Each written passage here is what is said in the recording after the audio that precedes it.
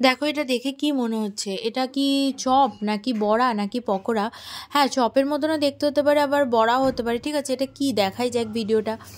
আসলে এটা কিন্তু একটা বেশ মুখরোচক একটা খাবার, বেশ সকলের কাছেই একটা মুখরোচক সুন্দর। আমাদের দেখবে একটু ক্রিস্পি, একটু মুখরোচক পকোড়া টাইপস, বড়া টাইপস হলে কিন্তু খাবারটা বেশ ভালো হয়। তো সেই মধ্যে আজকে আমার হাজব্যান্ড এটা নিয়ে চলে এসছে, সেটা হচ্ছে কুমড়ো ফুল।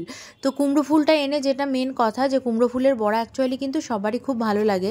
আর আমি বেসিক্যালি এটা করি, যেটা বেসন, চালের গুঁড়ি সব কিছু একটু মশলা দিয়ে সেটা ব্যাটার বানিয়ে নিয়ে চুবিয়ে নিয়ে। তাও বলছে আচ্ছা এটাকে একটু অন্যরকম করে করাই যায়। আমি বলছি এটা আবার অন্যরকম করে কি? বলছে একটু অন্যরকম করে। তাই আমি ভাবলাম যে ঠিক আছে, যদি একটু বানিয়ে দেখি পেঁয়াজ দিয়ে কেমন লাগে। তো পেঁয়াজির মতন করে যদি আমি পেঁয়াজটাকে ঝিরিঝিরি করে কেটে আর বাকিটা যদি আমি এইভাবে বানাই, তো চলো সেটাই ভাবলাম কিভাবে বানাচ্ছি সেটা একটু তোমাদের সাথে শেয়ার করি। খুব সিম্পল খাবার, দেখবে কুমড়ো ফুলটা কিন্তু অনেকেরই পাতে থাকে, মানে নিরামিষের দিন তো এটা ভীষণ যায়। আর এই খাবারটা কিন্তু অনেকেরই ভীষণ প্রিয়, মানে ডালের সাথে কিন্তু কুমড়ো ফুলের ভাজা, আবার বক ফুলেরও ভাজা আছে, এগুলো কিন্তু খেতে বেশ ভালো লাগে। কি বলো তোমরা? তো আমি ভাবলাম যে ঠিক আছে তাহলে দেখি এটা একটু অন্যরকম করে করার চেষ্টা করি। তো পেঁয়াজগুলো না একদম পেঁয়াজির মতন করে লম্বা লম্বা করে আমি ভালো মতন করে কেটে নিলাম। সেই সঙ্গে কিন্তু আমি কুমড়ো ফুলগুলোকেও ছাড়িয়ে রাখলাম। ভেতরে ডানটি আর একটা ছোট্ট জিনিস আছে, পরাগ বা যাই কিছু একটা বলে, ওটাকে আমি বের করে নিলাম। এবার নিয়ে কিন্তু পেঁয়াজটাকে আমি ঝিরিঝিরি করে কেটে নিলাম। আর সেই সঙ্গে দেখো কুমড়ো ফুলটাকেও কিন্তু বেশ কুচি কুচি করে কেটে নিলাম। আর কুমড়ো ফুলের কিন্তু একটা সুন্দর স্মেল আছে, আমার যে কি ভালো লাগছিল। তোমরা কারা কারা এই বড়া পকোড়া এই জাতীয় জিনিসগুলো খেতে পছন্দ করো আমাকে কিন্তু অবশ্যই কমেন্ট করে জানিও। সেই সঙ্গে কিন্তু যারা ইউটিউব চ্যানেল থেকে দেখছো তারা কিন্তু দে প্রিয়াঙ্কা চ্যানেলটিকে সাবস্ক্রাইব করে রাখবে। আর যারা ফেসবুক থেকে দেখছো অবশ্যই কিন্তু ফেসবুক পেজটাকেও ফলো করে রেখো। তো দেখো আমি এখানে বাটিতে কিন্তু যে পেঁয়াজটাকে ঝিরিঝিরি করে কেটে রেখেছিলাম সেটা কিন্তু নিয়ে নিলাম। আর সামান্য লবণ দিয়ে এটাকে না বেশ একটু ভালো করে চটকে নেব।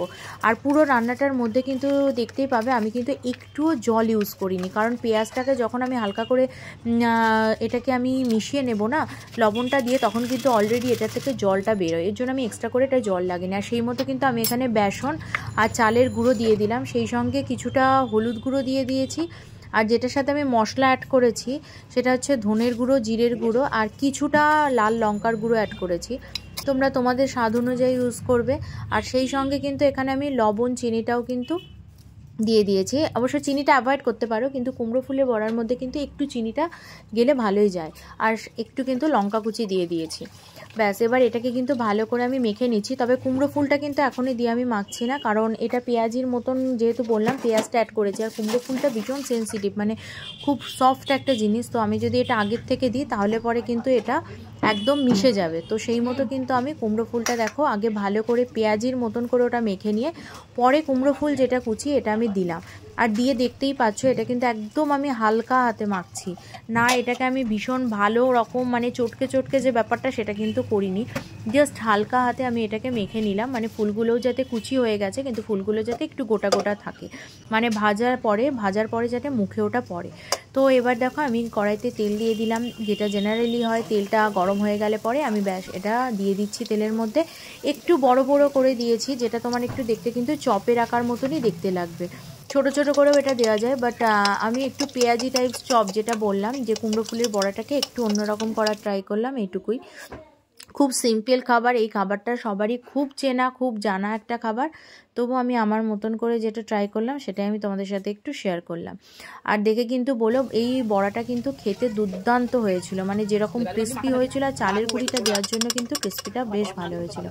তো যেটা লাস্ট বললাম, ভিডিওটা দেখে কেমন লাগলো কমেন্ট করে জানিও। সেই সঙ্গে কিন্তু দে প্রিয়াঙ্কা চ্যানেলটিকে সাবস্ক্রাইব করে রেখো। আর যারা ফেসবুক থেকে দেখছো তারা কিন্তু ফেসবুক পেজটাকে ফলো করে রেখো।